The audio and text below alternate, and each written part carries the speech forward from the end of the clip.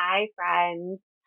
Thank you so much for joining me live for episode 3 of Conversations with Parents Who Write. Tonight, I am going to be joined by Melissa Puritis, who is a mom, a writer, and a teacher. Melissa fell in love with reading as soon as she could hold a book, and now she gets to share her love of stories and words with her middle school students. When she is not in the classroom, Melissa can be found with her son exploring the mountains or lounging on the beaches of North Carolina, completed with the help of a Taylor Swift soundtrack and a diet of iced coffee and my favorite, Twizzlers. Shadows by the Lighthouse is her debut novel intended for middle grade readers. So I am hoping that Melissa is already here. So welcome to episode number 3 of Conversations with Parents Who Write. I read your bio for our viewers. And so I have my list of questions that I normally ask. And so we're going to play it by ear. But Okay, perfect. one of the first things that I really just want to know right off the bat is what when did you start writing, and what was the call, what was the pull, the motivation to like actually sit your butt down in the seat and write? So I would say, well, the first thing that I really ever wrote started in middle school. And I remember writing things and giving them to my eighth grade language arts teacher. And I'm sure they were complete garbage, but she was always very kind about everything. And so I kept writing, but I never did anything with it whatsoever. Other than I gave it to her, but beyond that, nobody had ever read anything that that I wrote for fiction. And when I was in college, I have both of my degrees in English, and I started writing for magazines and for newspapers and things like that. But I still kind of kept my fiction to myself. I wrote the first novel I ever wrote.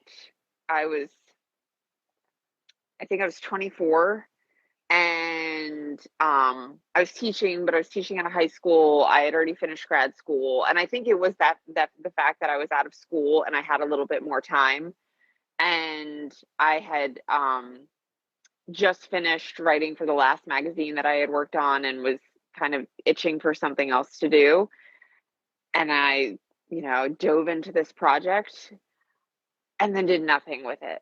And then and then did a few little short stories here and there. And then I had a kid, and it all stopped. Okay, thank you. Thank Yes, you. Thank you. it all I'm like, stopped. Yes, and then a few years ago, um, when would I say this start? I guess it started. I got divorced, and while that took up more time with my son because I have him about 85% of the time, because we don't do a 50-50 split. So even though I have more responsibilities from that angle, I had a lot more time individual, like by myself at night. And so I started writing again just to kind of fill those hours. Um, and then so I wrote a whole other book, didn't do anything with it, but kept revising it, kept revising it. And then it was last year I tried to kick it out to a few publishers. And while I was doing that, this was like February of last year. And while I was doing that, I saw that a lot of them were looking for books for younger people. And I had to agree that as a middle school teacher, what I have found, and I'm sure this is what a lot of parents find too, is that it's really hard to find books that are good for middle school kids, because even middle grades books are not middle school books. They're really oh, more so elementary school books, like upper elementary school, and they kind of like hmm. cut off after sixth grade, even seventh grade. Um, and so it goes from like your middle grades books that are really for upper elementary kids Hmm. to young adult books that, I mean, I sit around and read. I don't know if you've read many young adult books, but some of them, I mean, the things that are in there are not things I would want my teenagers to be reading. So I'm curious, like, what's the gap between, like, say, Percy Jackson's and Twilight? Right, like Twilight's definitely for an older age range of young adult, right? Like, but Right. Jackson, like, I'm trying to figure out like the age that you're Yes. thinking of, like So that I gap. Percy Jackson and even probably Harry Potter fall more so in middle grades books, though people that are older than that will still enjoy it. Mm-hmm. But like content wise, it's still okay. So it's usually, from what I have heard from my book coach and a few other people, is that you have to look at the age of the main character, because usually your readers want to be that age or younger. Because if Oh, they are older than the main character, they're going to see it as kind of like obsolete and whatever. Which obviously isn't so much the case for all audiences, because I am obviously not a young adult, but I can still read young adult books. mm-hmm. But I also like look back at a lot of that time, and when the characters do something foolish, I'm like, aha, like, yeah, you're an idiot. But we have all been there, Yeah, who among us has not done that stupid thing? So, yes, um, but when you are younger, like when you're 14 years old, it's not cool to like, it's not even cool to hang out with a 12-year-old. So you don't want to be reading about, you know what I mean? Now, there right. are a few books that obviously defy that, because, you know, people start reading Harry Potter in third grade and they will carry it Mm-hmm. in their backpack until, God only knows Wait, when. it's But Harry, how many books, how many books are really Harry Potter? You know what I mean? right? So, um, yeah, so that's the way it was described to me by the age of your character is basically who you're going for. So my main character is 13. And so basically I'm going for people younger than 13. Okay, Um, yeah, that's really fascinating. Thank but you for sharing that. yeah, I had no idea. Yeah. But like I said, like I felt like your middle grades books seem kind of simple, and for the most part, not all that, um I guess sophisticated is a good word for it. I don't know. Um, and then you jump up to young adult, and it's a huge gap, in my opinion. Harper does have a teen section, and I think they try to fill that gap, but um, I mean, yeah, really, young adult is not. Everybody likes to think that's the teenage section, and Yeah. it's really. I mean, I don't know if you've read A Court of Thorns and Roses, but there are I scenes in haven't. there that make me blush, and I see my eighth grade students reading it sometimes, and I'm like, oh, Oh, does your mom know? wow. So you know what? I genuinely did not know the age range that young adult is. I did assume that it was teenagers. I think they sell it to teenagers, and Mm. so, but I think like for some parents, that would be a problem. Like if they Yeah. weren't looking into what's in the book, they would be very upset to find out that their child, unless they're just parents that just don't care. And I don't say that with any kind of judgment or anything like that. You know what I Just mean? depends They're on the just like, oh, parent. they're gonna see it, or they're gonna hear about it, or they're gonna might as well, and then this way they Mhm. can ask me questions. There are plenty of parents that are like that, and that's fine. I mean, Mhm. my mom really didn't monitor. I mean, I shouldn't say she didn't monitor what I was reading. She was full aware of what I was reading. Hmm. She was often reading like right alongside of me, so that if there was something she wanted to communicate about, she could. Hmm. Um, and so, um, but I have a lot of parents at the school where I work that, yes, they would not be happy with a lot of things, to the point where I have some parents that are monitoring what other kids are reading that are not their children, and are coming to me like, well, so little Susie's reading this book, and I'm like, that's not either of our businesses. Right. That's just So, that's really fascinating because my mom did not pay attention to what I was reading at all. and Mhm. it was in middle school when I first actually started reading, and I started with mystery books, and then I found my aunt's Yeah. romance books that I got into because they were free and they were right there. And I think I read like three of those. But my mom was always the type where I could go and ask her anything. Yeah. Like I don't know what words we're allowed to say on Facebook Live, but when I was in first grade, I was running around on the playground, so I was breathing very heavily, and one of the Mhm. kids came up to me and made an inappropriate comment that it sounded like I was doing something else. And I went to my Oh. mom. Yeah, I went to my mom. She was ironing. And I was like, Mom, what does this word mean? And my mom, like, with her back to me, like, I remember her just ironing and then all of a sudden stopping Stop. and putting the iron down and turning around and just very straight face being like, where did she hear that word? And I explained to her on the playground and what was happening, and she just told me flat out, well, it's a sexual act and da da da da. And I was like, gross. Like, and my dad had walked by and he was like, why would you tell her that? And my mom was like, because I want her to know that she can come and get the information from me. If she's hearing it out on the playground, I want her to know what's going on. And so, you know, yeah, so it's just that interesting dynamic of I wasn't monitored on what I was reading at all, but I did Mhm. know that I could ask her about these things that were coming up. Right, yeah, and I just think those are 2 different parenting styles, and like I said, no judgment to either one, Oh it's just yeah, I know that they both exist, yeah, and yeah. so, It makes me wonder I what always I'm gonna get be. nervous. I don't know what I'll And do to I think do. and this is probably so the boy, I'm probably just like, "Who cares?" Like, whatever, he's gonna do weird things because he's a boy. Um, so, but I think I might feel differently if that wasn't the case, I don't know. I have no idea, but Huh, I do know that, yeah, oh, what was I had a thought and it just escaped me. because we're I tired. hate when that happens. That's part of Yeah, it's part of being a mom too, right?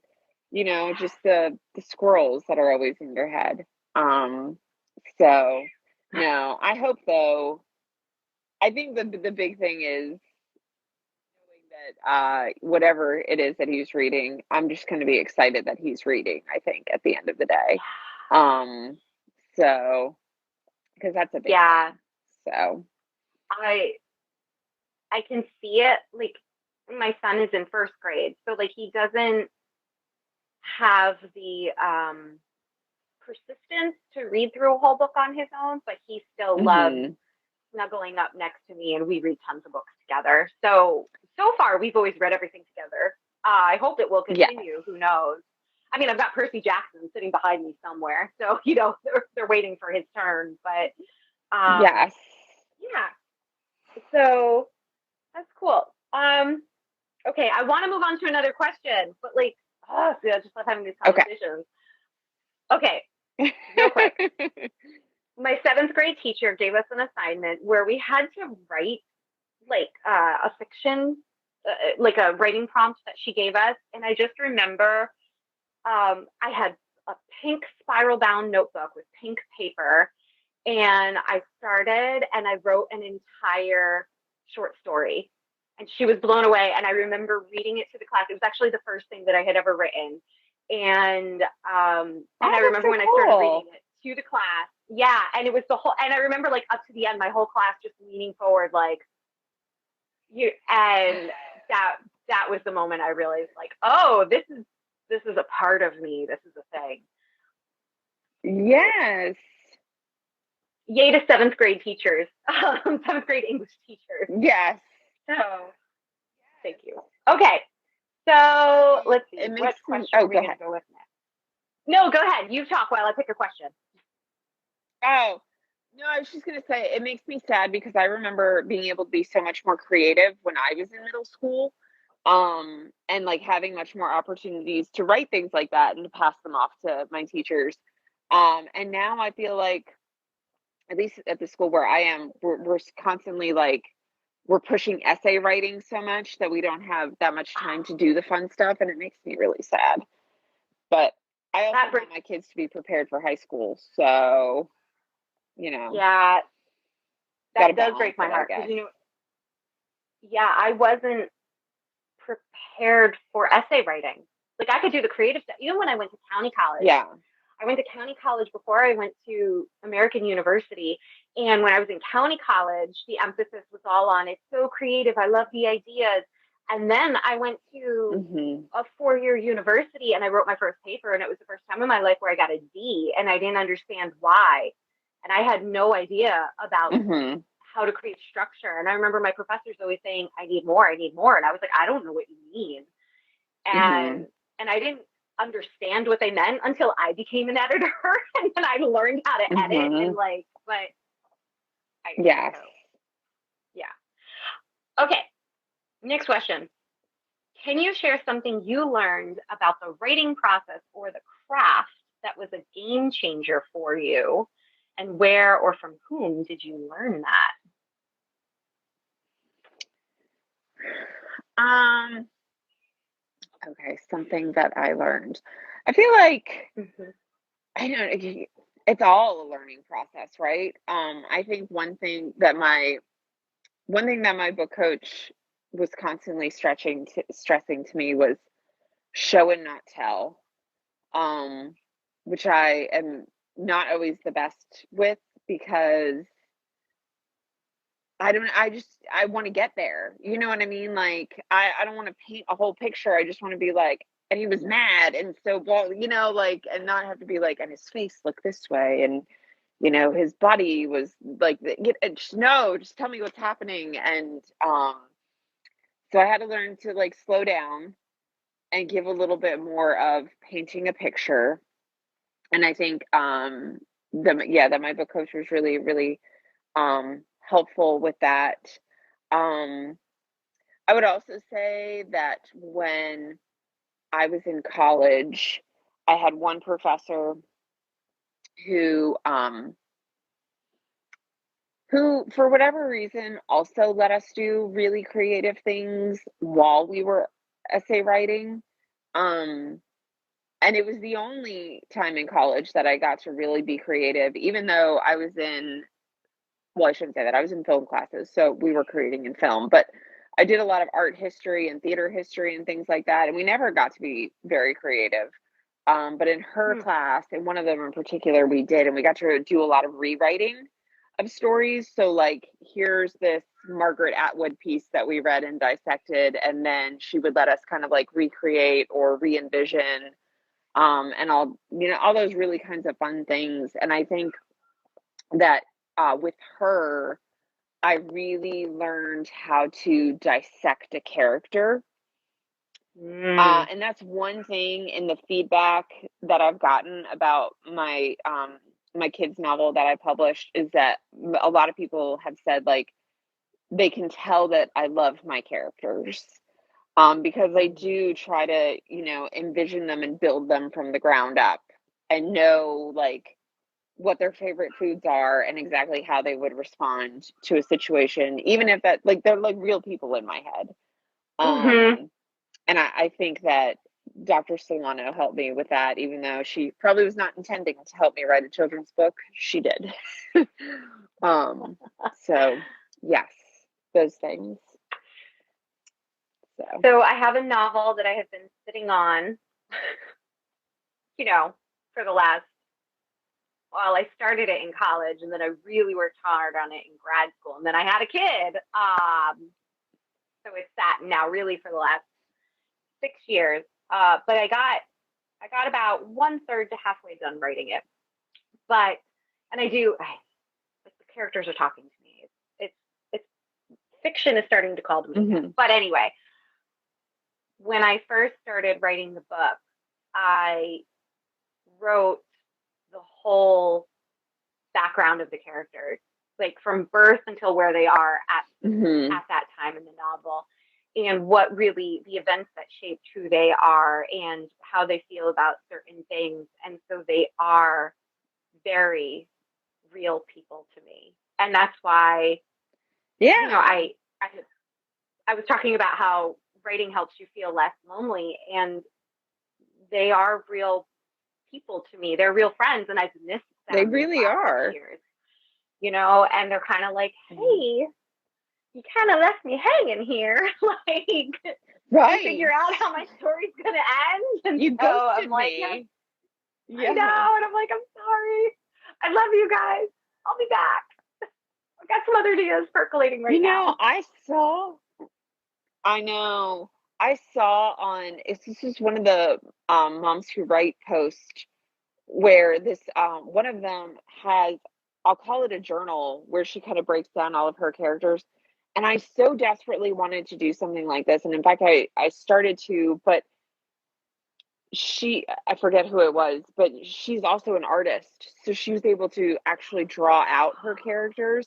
And I was so jealous because I cannot just draw. Like, if I'm going to draw something, I have to have a picture right there in front of me, and then like some graph paper so I can make things proportional and all this stuff. Um, Yeah. and so, yeah, so I'm sitting on the internet trying to like scroll through and find pictures of people I think look like my character, and it's never Yeah. 100% right. And so I got frustrated and I gave up on it. And then I saw hers and I was like, so jealous. I wish I could do that, but I don't Yeah. know. Maybe I'll have to pick that up as a hobby someday. Yeah. I'm Orlando Bloom is not totally raising a one of my child. characters in my book. I was like, I found like a particular photo, like not always Orlando Bloom. It was just this one particular photo of him with like curlier hair, and I was like, oh, that's him. That's my character. So yes, I have like that one picture of So, him saved with like my character bio. Like mhm. all other ones, I'm like, Orlando, you're not really quite invoking my character. You're not. But that one photo, you are. So. Oh, fun stuff. That's My so my funny. main female characters are always so much me. 100% like curly long hair and Hmm. overly bubbly and Yes, yeah. Yeah. Maybe I should start because separating from my my female son, characters. it's so much easier that way. Right. Yeah. My son, when we were reading my book together, um, he could tell from the beginning. He was like, "Well, the mom's you," and I'm like, "What? Well, what makes you say that?" And he's like, "Well, this and this. Like, she's just you. She's just you in a book." I was like, "Okay." You're not wrong. You're not wrong. Yeah. That's really funny. It shows that like your kid knows you too, to be like, oh, that's mom. Yes. Yeah. Yeah. Well, Yeah. it was That's hilarious oh. because when I started writing this book, he had me name the character Avery, like the main kid character Avery. And Mm. so, but my character is 13 and my son is 8. So they're not the Oh. same in so many ways, because there's a big age gap when you're that young. And Mhm. so, yeah, so he was hilarious there. And to the point where it was the first page of the book and the character has to move and we're reading it and all of a sudden he just stops and he jumps up and he's like, "We're moving." And I was like, "No, Avery, like the kid's name is Avery, but this is fiction. Like it's not real. What's wrong with you?" It's not you. Do I have to spell the name differently so you realize it's It's not not you? you. Right? I love You're that. the one that Well, that's told great. me to name the kid Avery. So So, when did you write this book? what can you do? I started it in April of last year and had a Wow. draft finished and yeah, and then took it to a book coach who basically had me rewrite the whole second half of the book because she told me it wasn't believable. And I was just thinking to myself like, but Harry Potter is like I don't I don't understand. But no, there's so my book is a mystery and very much in the vein of old school Hardy Boys books. Mm. In fact, my son was helping me research, and our research together was watching Hulu's new Hardy Boys series, and he was so excited about it. Like he really thought every Oh. episode, he's like, "Oh, I know who did it," and like he just thought it was so cool that the kids could solve the murder. So that's what like, or it wasn't a murder, it it was a theft. But Mm. he got really into it. And so it kind of prompted me to be like, oh, this would be really cool to do for myself because look how excited he is about this. And yeah, so we were doing that. And in the Hardy Boys, as the series progresses, not the show, but the books, the dad ends Mhm. up creating this like teen spy detective organization because he was always working together with the kids, and then so they found like other kids that could do the same thing. And so that was basically like what I had in my book, that the sons and their dads, who were all police officers, started working together to solve Mhm. this murder. And she was like, I just don't believe that the dads would do that. Like, somebody just got killed. You really think they're gonna? And I was like, you never read the Hardy Boys, is what you're telling me right now. But No, obviously not. I rewrote it. I took her advice. I rewrote it. I do like what I came up with the second time around better. So it wasn't bad advice, Hmm. but it was just like one of those things where you had to like really sit with feedback and kind of let it marinate for a while and decide. Yeah, I mean, because every time you have a choice, right? You're either gonna listen Yeah. to the other person or you're gonna stand firm with what you thought. Yeah. And at the end of the day, I was just kind of like, I mean, she does this. You paid her money to do this, so you might want to just see what happens, try it, and then we'll go from there. But it was a lot of sitting at the breakfast table and lunch table and dinner table with, my son next to me, and he's eating and watching TV and I'm, typing away. And when he's talking, it was a lot of like, yeah, yeah, oh yeah.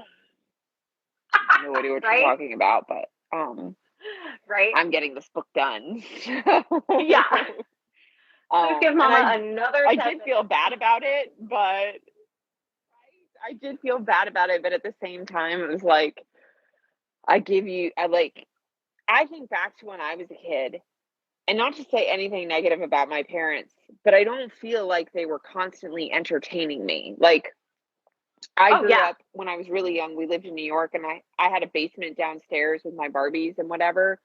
And it was like a completed basement, not like they were shoving me in a hole in the ground. But, so I had my little playroom downstairs, and down there, and I don't know that I would see my parents again until dinner time, and then I would eat dinner with them if they happened to both be home that night, and then I would go about my business, like either up in my room reading or whatever. Like we were not hanging out all day every day, but I feel like it's changed so much, and it's almost like expected that if you are not physically at work, you are now, it's like mother son time all the time.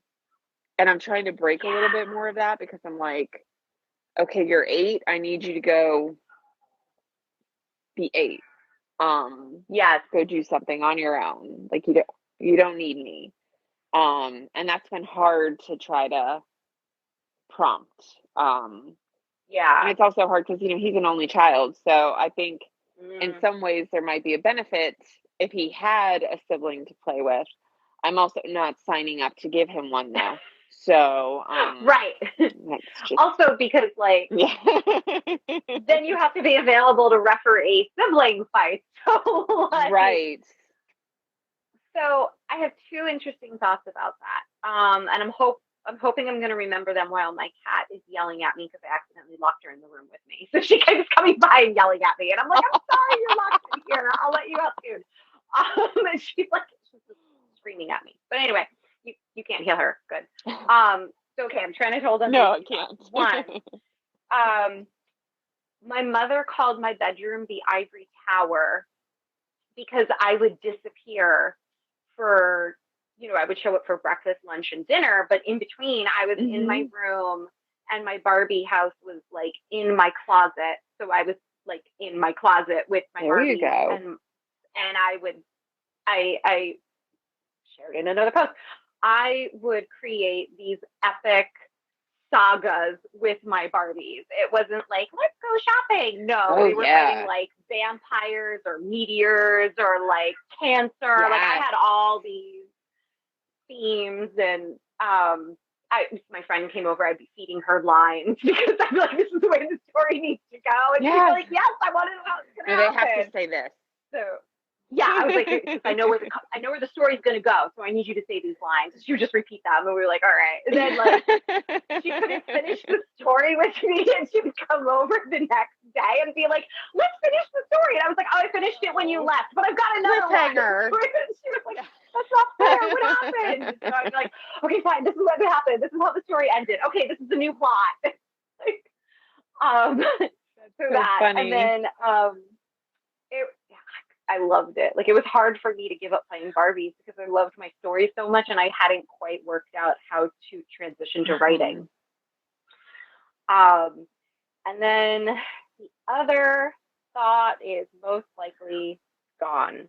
Maybe you should have a little pen so I can write notes. No, That's a good idea for another one. Have a note. it is a good idea. Um, Entertaining our kids. I'm also breaking away from that. Like my kids know when my work time is, and like if they come and they need me, I give them Hmm. attention.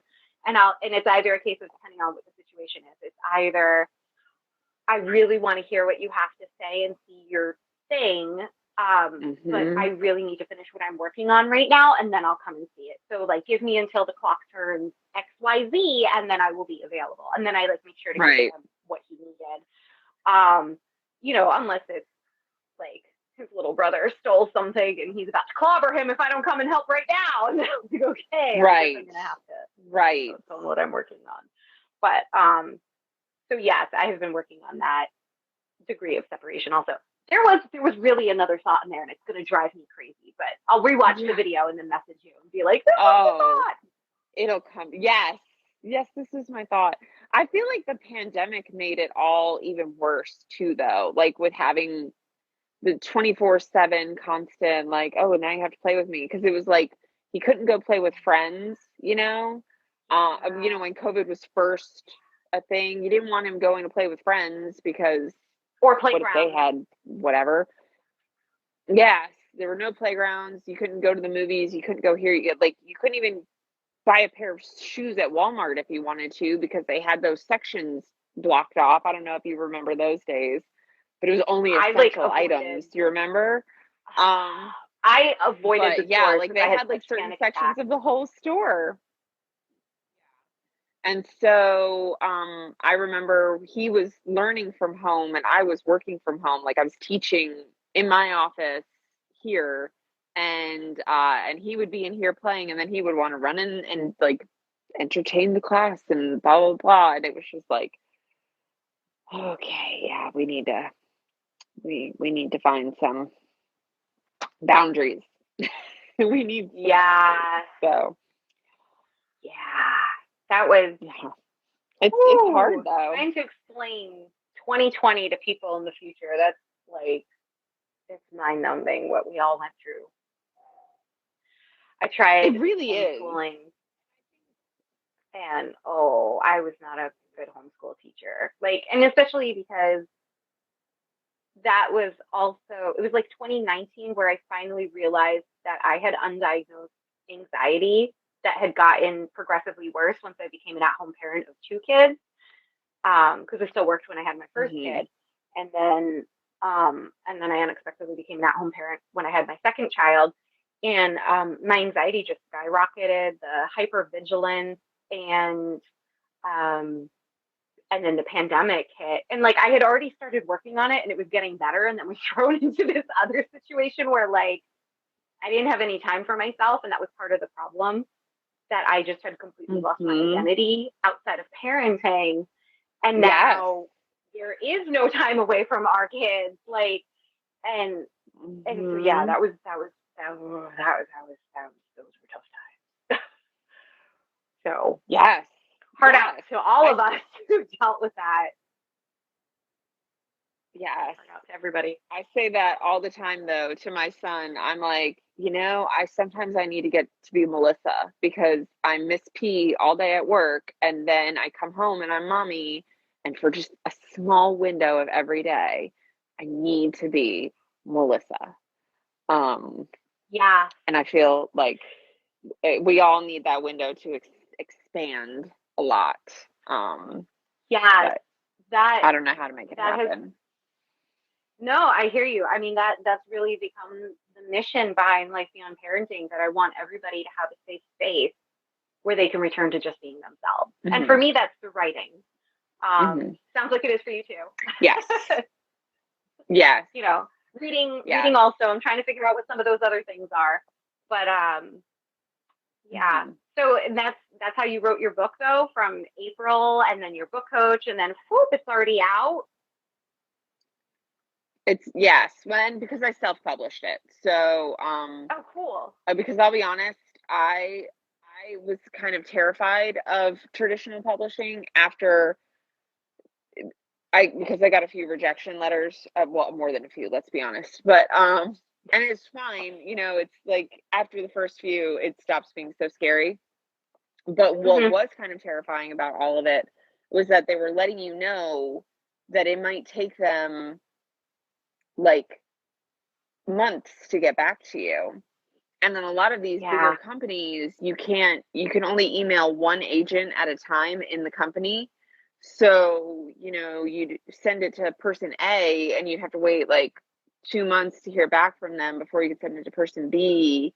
You know what I mean? And then when I was looking at some of the publishing houses, that not necessarily Scholastic, but those types that publish specifically like kids' books that would end up in kids' fairs and things like that. I mean, they Mhm. just straight up said it could take a year to hear back. Not like a year to get it on shelves, but like a year for them to read it and get back to you.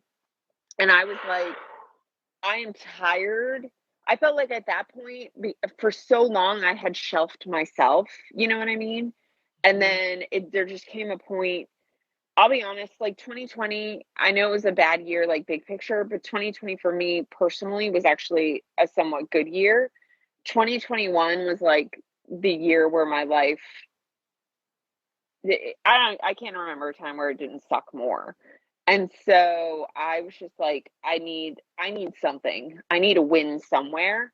And I'm tired of people making me wait to get to say that like this is what I do. And I just decided I was just going to publish it myself because who are you to tell me that my book isn't good? Um so yeah, those are my thoughts on that. You're like, yeah. I am utterly in love and blown away with um what you had said about you were tired of having shelved yourself. And I feel like that is what we parents do constantly, is we put ourselves back on the shelf and we just sit there and collect Mhm. dust. And that's how I felt for 6 years. Yeah. And I'm tired of it. I Mhm. can't take it anymore. Like, yeah. So I'm like that. The minute you said that, like went straight into my heart. And I was like, oh, I'm quoting you. That's gonna be totally on my Yeah. page. But like, oh, that's So, oh yeah. So like I just yes, that is a huge win, and I'm just so proud of you for taking yourself off the shelf and getting your book out there. oh, thank Like you. that is like treat yourself. Like Exactly. Exactly. And I mean, it's still terrifying because I still try to do the whole thing of like getting people to review it. And of course, I look to people that I actually know, but I harassed a lot of people on Instagram, some of who I did not know at all, and was just like, "Hey, will you read and review this?" And waiting to hear back what those reviews were going to be. I mean, I was like, oh my gosh, because I had like my sister read the book and she read the book within a day and she was immediately like, "Oh my gosh, I just love it so much and I love you even more because you wrote it and it's amazing." And I'm not going to lie to you, my thought was that woman didn't read this book. She's just telling me what I want to hear. oh, thought monsters. Oh, those thought um monsters. and so, and so I was just I remember I used Readsy for a lot of things, like for book layout and for getting ideas about how to get publicity for the book and things like that. And so they have Mhm. the Readsy Discovery thing where you can pay somebody, like it's like $5 and somebody will swoop in and review your book. And she was the first person to read the book that was not somebody that I actually knew and engaged with. Mhm. And when she gave it a 5-star review, I was like, oh, thank God. My Because heart if can she had continue hated beating it, now. right? Oh, If she had hated it, I'm pretty sure I would have just been like, okay, well, this is all fun. Retreat, run away, and we're not doing oh, this anymore. oh. But I mean, I know there are going to be people out there that hate it, obviously, because we all have different tastes, and that's fine. Yeah. But to just know that at least one stranger had good things to say about it, that it just gave me the validation that I needed. Yes. I am going to repeat what my so funny. I don't know. I just saying coach sounds like the wrong word. My life coach, my business coach, my everything coach right now. What she has instilled from me from the beginning is that the whole world is not our audience, and that you will find your right people. Yes. And the people who are Right. right for your book, they're gonna find it. You have to help them find it, but like that's Hmm. your audience. So everybody else who doesn't like it, that's fine. They're not your Hmm. audience. Don't waste your energy on them. Yes. Exactly. Yeah, Exactly. Um, that's amazing. but I'm you so know. proud of you. I'm so proud of you for taking yourself off the Oh, shelf. thank Like you. I just want to say that over and over again. Okay. So like this is an amazing conversation. And of course we're totally past the half hour mark. How are you feeling? Do you want me to wrap it up or do you want to go with one more? How you Oh, feeling? we can keep going if you want to. It's totally up All to right. you. I'm good. I'm good too. Do you feel that writing has helped you to be a better parent? How so? Okay. So I have a good answer for this. Sorry. I started Are your earbuds dying? to get the echo again. Oh no. Yeah, it started echoing in my head again, and so I was like, let me take them out and put them back in. Okay, so I Okay. do, and here is why. Um, for me, it was really important for Avery to be part. Avery's my son. Sorry, I don't remember if I said that before, but it was really part important for him to be part of watching me write the book. And like I said, I was letting him help me research and things like that. And we would talk about things.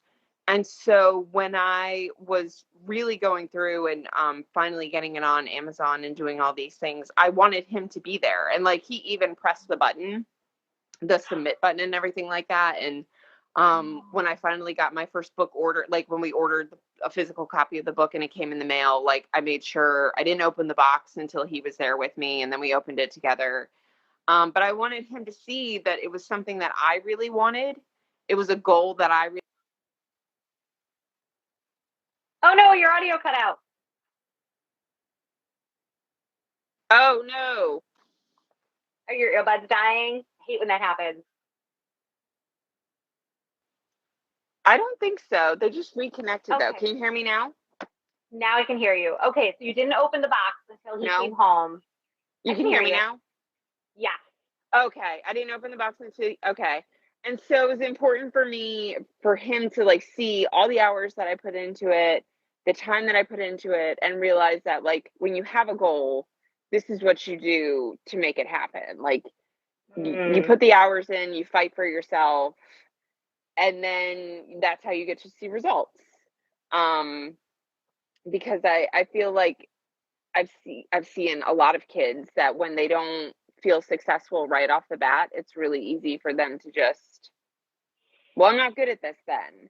And I want him to realize that it takes a lot to be good at something. And even when you are good at something, that does not mean that all the doors and windows open in the world. That even when you're good at something, you're still going to hear the word no a lot. And you have to either figure out how to open the doors yourself or how to be very patient. Um, I was obviously not patient, so I just opened the door myself. But either way, I think that helped him to learn that lesson, and I think also it helps him to be creative, because there were times that he would sit next to me and he would write his own little stories. Um, Oh, I love and that. so I think, yeah, I mean, they had nothing to do with mine. Yeah, but he would just sit next to me and he would write, or he would draw if he didn't feel like writing, but they would be like almost comic book like. Mhm. And so, and I think the fact that the book is the character Avery and he knows that the mom is me, like I kind of just think that this is one more thing that, because I am a single mom, and it is he and I against the world a whole lot. So I just think that that gives us, one more thing to be connected with. So yeah. That's amazing. So I hope it's making me a better parent. I hope I'm not being selfish. No, I don't think so at all. And I think that's something that a lot of parents struggle with is the idea of, well, if I do this thing for me, then I'm being selfish. And so we sit ourselves on the shelf where we Hmm. collect dust. And I Yeah. I would much rather show my kid that I'm going to work hard toward my goals and that I care about myself, because when he's a parent, I want him to care about Hmm. himself and to do things for himself still. So Yes. um, that's what I Yeah. want to role model for my kid. So my son, as Yes. challenging as homeschooling kindergarten was, um, he did write his first book. Oof. He wrote his first book. That was our Oh, that was our handwriting practice, that's and it was, excellent. yeah. And so I'll always have that. Mhm. We got construction paper and we made a Yes. cover and we put the pages on the inside and we stapled it shut. And he wrote it first, and so I dictated the sentences, and then he practiced his handwriting, writing it out after Mhm. that. And so like each day we would practice the sentence and work on his handwriting, and then he could go back and draw the pictures on top of it. So he has his Oh, first book that he wrote at that's six so years old. great. Yeah, and I'm like, I love this. Like we're never letting anything That's happen to me. So amazing. yeah, and like I know you're dying to know what it's Yes, about. So definitely. yeah, we went. It was about he I am. yeah, us going to the grocery store, him and me, and finding a robotic snake on the ground, and so he had to dismantle it to save the Oh, day. Yeah, yeah, yeah. okay. Well, I Yeah, mean, that's totally original. random. I've never Yeah, seen a robotic snake, but if I did, I would want somebody to dismantle it.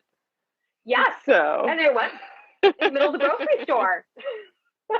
So mhm. I just remember thinking There. like, Mama goes to the So, grocery store a lot, huh? This is what you think. Like, Mama goes to the grocery store, so that's where we're gonna go. I'm like, wow, that is pandemic life. The only place I go right now is the grocery store. Everything else is right? non-existent. So there's It's also a true telltale though. sign. It's so true. Yes. Oh, right. How do you know your kid grew up in a pandemic? Mom went to the grocery store. Yeah, the only place that adventures can take place. All the stuff we're going to be dealing with. Mhm. So here's a fun question for you. Do you find that it's harder to get your butt into your seat to start writing, or do you find it harder to pull yourself away? Well, I'll be honest, the past 2 weeks, I've had so much going on at work that has been emotionally taxing that I have not been able to make myself sit down and write. And I feel that emotionally too. So it's like I can't win either way. Mm, Um, but more often than not,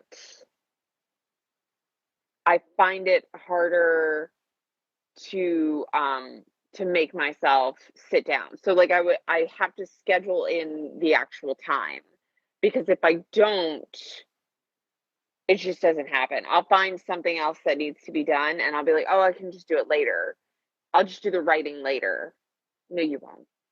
No, you yeah, won't. no, you won't. Because 17 other things are going to topple themselves on, or you're just going to be Yep. so exhausted from everything else that you might sit down and write, but it's going to be such garbage that the next day you're going to come back and look at it and be like, "Who wrote this? What is this?" But Um, at least, but at least you have so something to edit yeah, at that point. I'd rather take the garbage over nothing. Yes. Shitty first drafts. I'll take the shitty first That's draft rather true. than Yeah. nothing. Unfortunately, Right. yeah. Well, some days I don't even like I end up just deleting everything because I'm like, what were you even thinking? Who are these people? Just, but it's it's distraction and exhaustion. But big thing that I usually do is I schedule time at night. So normally when I'm not in this 2 week slump that I'm in, starting right Mm-hmm. at like 8:15, I'm sitting down with my laptop and I'm supposed to write until 9 o'clock. Um, Hmm. Now last year when I was writing the book, I gave myself a crazy word count, and my crazy word count was, well, it might not be crazy to some people, it's crazy to me. Was 3,000 words a day. Oh, okay. Um, and so that didn't matter if I had to stay up. Yeah, if I had to stay up until 1 o'clock in the morning to make 3,000 words happen, so be it. You were staying up until 1 o'clock in the morning to make 3,000 words happen. Yeah. And now, even though I'm working on the second book to the same series, I'm like, no, we'll just start at 8:15. We'll go to 9 o'clock. Whatever happens in that 45-minute span happens. Now, if I'm like on a roll, I'll keep going. But Right. if at 9 o'clock I'm kind of feeling like it's painful, we're gonna stop. I And love at that. least I did whatever I did in that period.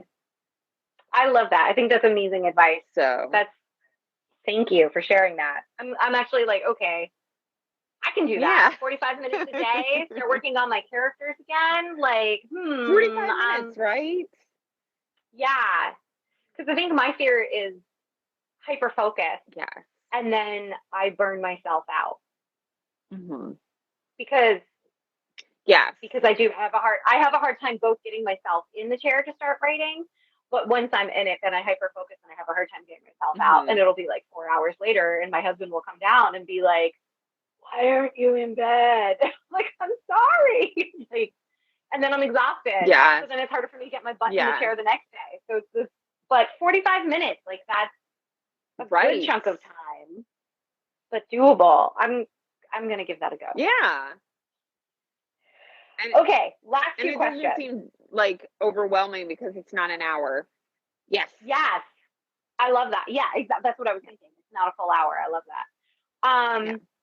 Last two questions, and these are doozies. What's your favorite Mhm. book? You can name a couple, but what's your favorite book? Okay. I okay, my top two of all time, because I do have two, they tie for number one. Okay. Um the first one is Kate Chopin's The Awakening, Oh which yeah. was written in 1890. And I read it for the first time when I was a senior in high school, and it was all about a Hmm. woman in the deep south, and she's forced into the role of wife and mother because it's 1890 in the deep Hmm. south, and she really wants to be an artist, but she's not allowed to be an artist because she's a wife and a mother. And she starts taking all these steps to distance herself from that role so that she can become what she thinks she's meant to become. And actually, my tattoo here is an abbreviation of a quote from the book, because I do think I even when I was 17 years old and sitting in that English class, like it just spoke to me of, you know, we're not just meant to be what somebody else thinks that we're meant to be. We're meant to be who it is that we think that we're supposed to be. Yeah. And that's always stuck with me. So that ties for number one with Bret Easton Ellis's Less Than Zero, which is a movie from the 80s or 90s with Robert Downey Jr., but it was terrible. Don't judge the book by the movie. Um, Okay. but it's set in the yes, it's set in the 1980s. So I went from the 1890s to the 1980s, and it's about the MTV generation of materialism and drug use and just a lack of purpose. Um, and so they kind of, both of the books have a very similar idea of like trying to find yourself in what society has constructed for you. They're just very Mm. different constructs. Um, and yeah, I remember I read that in college, and I've never let it go. Now I have a lot of other books that I really enjoy, but those two are my my ride or dies. So, I yeah. loved The Awakening. I read it once in high school also, and then I read it again later on in college. And I gotta say, I should Hmm. definitely read it again now as a wife and mother. So thank you for the reminder because I remember absolutely loving it back then, Hmm. and Yeah. there's been parts along. So it's a whole other lifetime later that I'm Hmm. reading it now. Okay, and then my last question is, Yes. what is your son's favorite book, or a book that you loved reading to him when he was little, or at any point, like a book that you just always loved Okay. reading with Okay. him, When or he that was he loves on his own? little, I think we had two, no, we had three favorites when he was smaller. And those were Where the Wild Things Are. Mm. Um, he always loved the Wild Rumpus.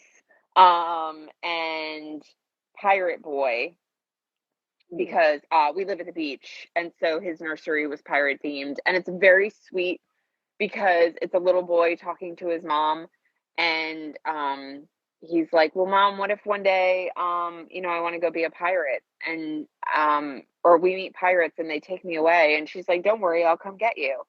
And he's like, "But what if this happens?" And she's like, "It's cool, I got it." But what if this happens? What if this happens? Um, and then, she solves the pirate solution. And he's like, "Well, mom, what if one day I want to go to space?" And she's like, "Well, I'll come." And it's just a very sweet little story of a boy and his mom. Um, and then the other one that we really loved was oh my gosh, why can't I think of it? It's the boy and his mother again. The I Love You Forever. Mm. And she sings the song to him. "I love you forever. I like you for always. As long as you're living, my baby, you'll be." Mm. Yes. So we called that our special book. Um, and nowadays, I think his favorites are the Bad Guys books. I don't know if you've seen That's those. They're about to be a movie. I think it's no, it's in movie theaters. In movie theaters, I think this summer the first Bad Guys movie comes out. But it's all oh. like about the big bad wolf and a shark and a tarantula and a big scary looking snake. So it's all your stereotypical bad guys. And they want to become good guys. Mm. So they become like weird weird superheroes. It's hilarious. They're hilarious to read. So we have a good time reading those together. And I enjoy them more Oh, than that's awesome. like Captain Underpants. We read a lot of Captain Underpants, and I like the bad guys better. So, you know, We just haven't gotten to Captain Captain Underpants. Underpants yet. He's a little What silly. what age is Captain Underpants for? Because we're not there yet, I think. Um, I think we started Captain Underpants at the very end of first grade. Okay. Well, Um, then we're there. and then yeah, yeah. I think that's when it started. He came home with one. I think is that right? He came home with one from the library, the school library, one time. And I was like, "Oh, this is what we're doing now. Okay, all right." And so I did. I bought them all. We ordered them all. That and Dog Man, written by the same guy, and Oh. yeah, he really enjoys those too. So um, that has been our big three series for the past few years. We're transitioning into the I Survived books, but we've actually Hmm. been doing those as audiobooks. So we'll be in the car going wherever, jujitsu, guitar, school, whatever, and we're listening to the I Survived books. So like right now he's reading about Hurricane Katrina.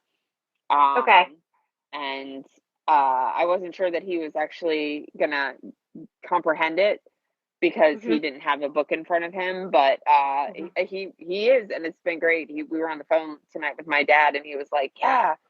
And he got caught in the attic, and he had to bust out of the attic, and he had to do this, and he had to do that. And I was like, "Oh, you are good Oh, for you."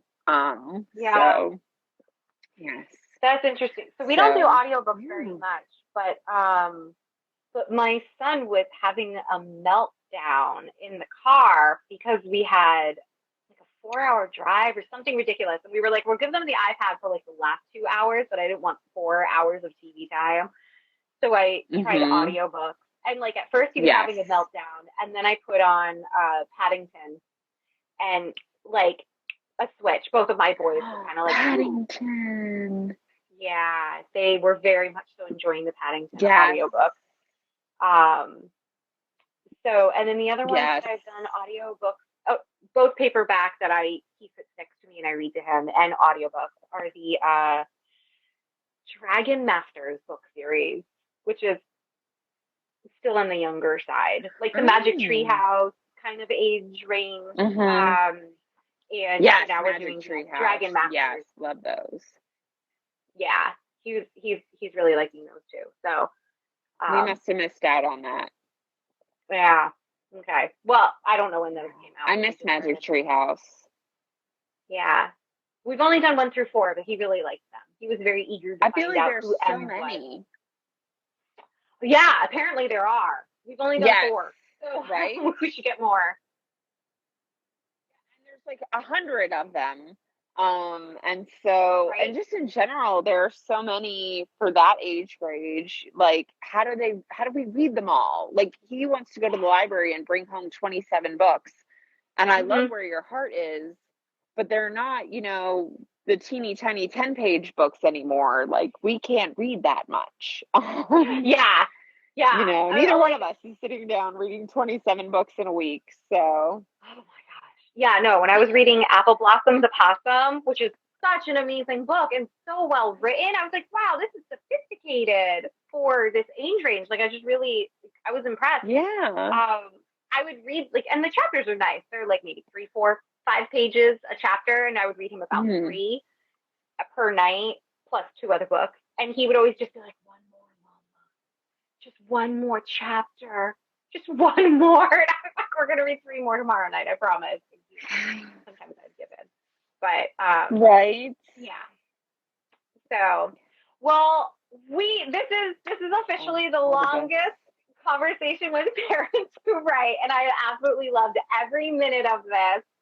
Um, Thank you so much for Yeah. joining me and No, sharing thank your wisdom. you. Thank Oh, you for having me. it was truly amazing. Tell us again one more time Yes, the it was a title of lot your of book and where fun. people can find it. It is called Shadows by the Lighthouse, and it's on Amazon. It's on Amazon. And what age range specifically? Yes. Really 8 to 12. 8 to Ages 8 12. to Okay, 12. awesome. But I mean, 8 to 12. anybody older can read it too. Yeah. Yeah. Well, there you go. So, Um, so I'm gonna put a link to yeah. that in the video below. But congratulations on publishing your book, Thank getting you. yourself off the shelf. I'm just gonna say that like Thank forever now. you. And yes, this has been an amazing conversation. So thank you again. Oh, thank you. No, thank you for offering. I'm so excited. Thank you. You're very, very welcome. Go enjoy the rest of your night. Thank you. All right. Take care. Goodbye, friends.